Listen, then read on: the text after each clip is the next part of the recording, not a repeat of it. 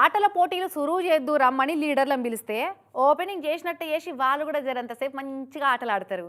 ఇక ఏందన్నా హాస్టల్లో తనిఖీలు చేసేదందుకు పోయి పిల్లలతో కలిసి భోజనాలు టేస్ట్ చేసి టెస్ట్ చేస్తుంటారు. ఇక అట్లనే కొత్త బస్సుకు రిబ్బన్ కత్తిరించి జెండా ఊపుదు రాసారని పిలిస్తే గీ ఎమ్మెల్యే సార్ ఏం చేసిండో చూడుర్రి.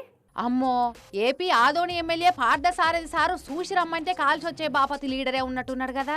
ఇగో ఆదోని డిపోలో కొత్త బస్సును ఓపెనింగ్ చేద్దు రమ్మని పిలిచిండ్రు. ఇక పంతులు గారు బొట్టు పెట్టి పూజ చేసి గుమ్మడికాయ తిప్పించి కొట్టించినాక రిబ్బన్ కత్తిరించిండు.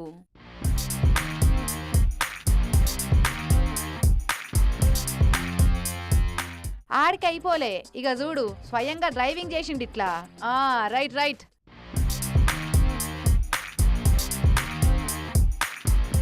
ఓహో, మంచిగానే నడుపుతుండు కదా.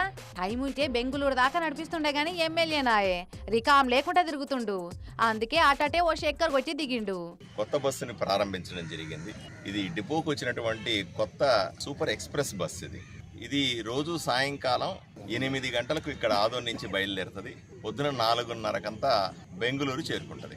కానీ బస్సు ఓపెనింగ్లు చేసిన లీడర్లంతా సీట్లలో కూర్చొని ప్రయాణాలు చేయంగా చూసినాం గాని ఈసారే బస్సు నడిపిండు. చూసిన వాళ్ళంతా పరిశాన్ కావచ్చిరట.